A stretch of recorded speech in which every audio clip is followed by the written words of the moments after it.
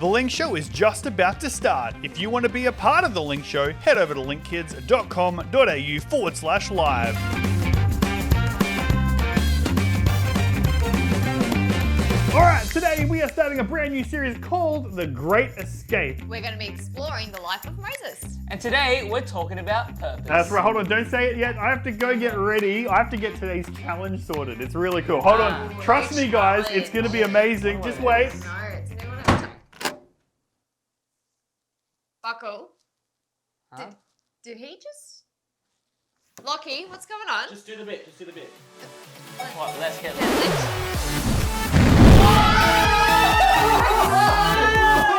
If you listen... Oh, wait, it's coming. Hold on. Big. Welcome back, everyone. Look, we don't really know what's going on. Nah. Oh, did Buckle lock us in? I think he did. Lockie, what's going on? We're doing an escape room. No. Oh, no way. That's actually my jam. I have never That's done actually one. my jam. Have you never? No, I really have always wanted to. Well, I have done a few escape rooms in my time, and I always fluke it, but I reckon I can get this one. I just have one question. What? Oh, is the escape room just for this week, or are we like locked in Yeah, what's here happening? for a bit? 5 weeks. Hey, what? Nah, pause. What do you mean 5 weeks? Oh, while we're processing that, I'm gonna read your shout outs. Let's read your shout outs. Abby says, I love your guys' videos so much. They have a really big impact in my relationship with God. Thank you. Beatrice says, we made it through term 1. Woohoo! Manicum says, hey Buckle, I love the Easter theme. And would you rather Korean or Japanese food? Buckle's reply was Japanese food. I love ramen. And I have to agree with Buckle. Let's go see where Buckle went. Okay, while I've got the others locked in the other studio for the escape room for the next couple of weeks, I'm actually going on a little bit of a trip, so hopefully they can make their way out. So I've got my suitcase here because I am actually going to be flying to a place called London. I am traveling from Australia to another country called the United Kingdom or England, whatever you want to call it, because I've got some stuff over there that I need to do. And so what I thought I would do, since I'm already traveling, is I might take you with me for the next couple of weeks. And so before I go, I've got to get my bag packed. I've got to figure out what clothes to wear, because I mean, here in Australia right now, especially where we are on the Gold Coast, it's really hot. So I've got like short sleeve shirts. I'm wearing shorts. I've got my pluggers on my feet. It's not very cold, and so I don't need cold clothes. But when I was looking online, it says when I land in London tomorrow, it is going to be 2 degrees Celsius. For those of you in maybe America, other parts of the world, that is very, very cold. And so I've got to think about, okay, where am I going? What clothes do I need? Do I need warm clothes? Where am I going to go? How do I get around? What food? Where do I get food? What if I need to buy another toothbrush? Where do I go? I am going to a different country, a different place where there's different people, there's different shops. I don't know my way around because I have never been there before. And can I let you in on a little secret? I haven't traveled overseas very much. I'm actually a little bit nervous. I don't know what things I need. And so over the next few weeks, we're actually doing this brand new series called The Great Escape, because in the Bible, so many times the people of God, God's people, the Israelites, found themselves in other places, in other countries with different culture, with people who thought differently than them. And sometimes it worked out good, other times it worked out really bad, and they needed God to save them. You see, I know that I'm going to feel out of place. I know I'm going to feel a little bit awkward. I'm not going to know how to get around. I'm not going to feel like I am at home.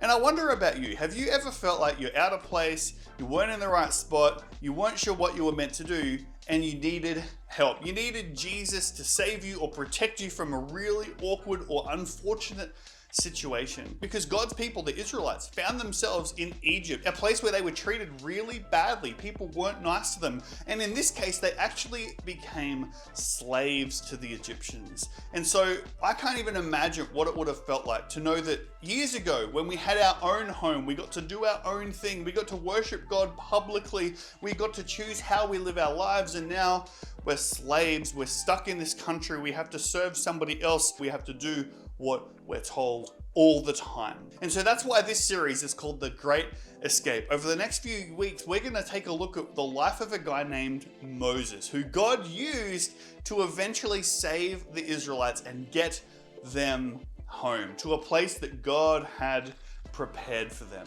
And so a little later on, we're going to take a look at that Bible story. But before we get there, I want you to think about what would it be like for you if I took you all of a sudden and dropped you in a different country, but not just a different country. See, I'm going to England. They speak English there. I'm going to be able to communicate. Imagine if I dropped you in a country that you didn't speak their language, you didn't know their culture, you didn't know anything about it. How would you feel? How out of place would you feel? You would feel like, I need help. And that's what we're going to take a look at today, that no matter what situation you're in, no matter how awkward it might feel, that no matter how difficult you feel like things are, Jesus wants to be with you and he wants to save you and he wants to help you. But we'll talk about that in just a minute. Hey guys, welcome back. We're actually doing our challenge today, our escape room, and we've got our first puzzle here, but we're not entirely sure Not a clue. what we're doing. So Lockie, what are we doing? So your challenge today is you need to use that and you need to work out how much money you have to pay to escape the room. You obviously don't actually have to pay any money, but you need to figure out how much. Right, okay. Right. And are we working together? Are we versing each other? Like, is the first one to escape? For Or? this one, you guys are working together. Oh! Let's go. About time. Also, another thing on the screen, you'll need to use that. That'll help you with your puzzle. Oh, say less. Okay. All right. All right, Cool. let's- Let's turn it over. What do we have here? We got a pineapple. We've got an avocado. An avocado. We've got a pink shrimp. We've got a blueberry. Three blueberries. 3 blueberries, my bad. And then we got a lobster. Now, I don't know if you can see it, but that's what we got. And then on the side, we got some multiplication, division, addition, subtraction. Symbols. I was just about to say plus, minus, divided. Yeah, no. Welcome to the Times. teacher here. That's all right. Okay. So how much does an avocado cost at Woolworths? All your weekly earnings. Jeez, that's a lot. Be real.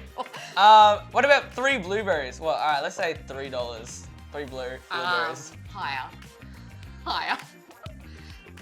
There's 5 items, and there's arrows pointing for them to go. So do we need to work out, like, in a particular path? What?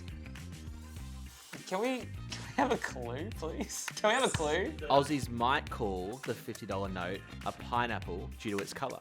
Oh, Yes, they do. okay. Yeah, So okay, let's- then green is 100, 100, pink is 5, 5, blue is 10, and red is 20. 20. So 50 plus 100 is 150. 150, plus 5 is 170. 155. Oh, yeah, 155. Oh, I thought it was 20. I thought it we're was 20. doing good. 155 plus 10 is 165 plus 20 is $185. Say less. That is wrong. Multiplication. Oh, Oh! I'm doing it, okay. So we got to times 50 with 100. 100. Yeah, can I have a calculator, please? Are we allowed to use phones as calculators? Yeah, that's okay. Okay, I've got it. You ready? Wait, so while we're calculating, Lockie, are you stuck in here with us? Yes. All right. You boys better have bought deodorant. I'm not staying here with you being stinky. All For right. 5 weeks. Okay, 50 times 100. 100. Like 5,000. 5,000. Oh, Next is say less, dude. I'm a math divide whiz, bro. by I'm 5. actually a goat. 5,000 divided by 5 then. Let's go. 5,000 divided by 5. Who knows? 1,000. Say less, dude. I'm a math whiz, bro. 1,000, I'm about to say that. Plus, what's blue? 10. There we go. It's like 10. Take away Oh, 20. take away 20. $990. That is correct. Dude, that's a lot of money. That's so much money. Ransom. All right, well, you know what? Now that we've done this and we know the answer, we're actually going to throw to our Bible story now. So take a look. This is Moses, one of the champions of the Bible, and we can read his story in the book of Exodus in the Old Testament. And for today's story, we need to rewind all the way to the beginning to when Moses was still a baby. You see, when Moses was born, the Israelites were slaves in a place called Egypt. The new ruler of Egypt, Pharaoh, had seen how many Israelites there were and got scared, and so decided to make them his slaves, making them work tirelessly making bricks and mortar and building his cities. But this didn't stop the Israelites from growing in number. And so eventually he made a rule that no Israelite boys were allowed to live in Egypt.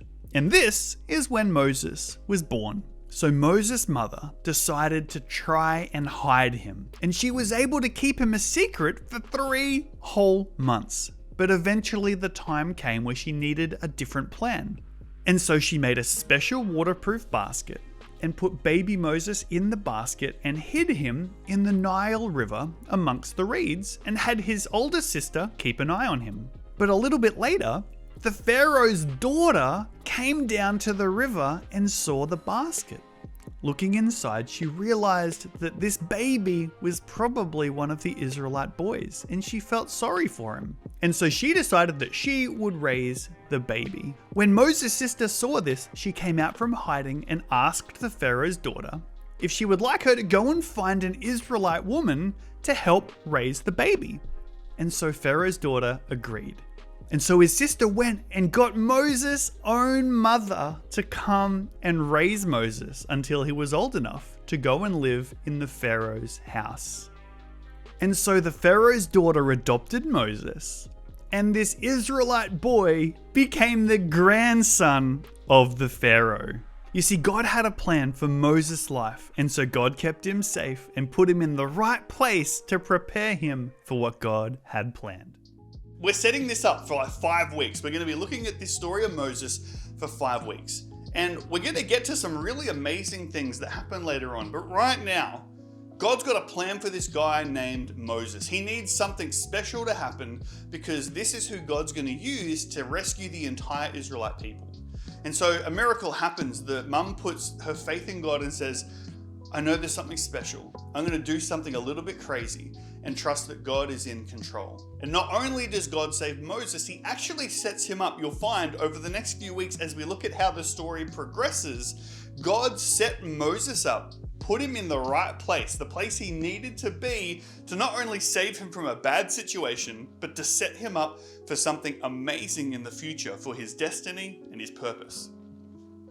But for you and me, it's actually the same. When we find ourselves in the middle of really difficult situations, maybe an argument with a friend, maybe we've made a mistake and we've done something wrong and we need help, whatever the situation is, what we need to remember is God can take something that's awful, something that's really bad, maybe someone really hurt your feelings or actually hurt you and you don't know what to do.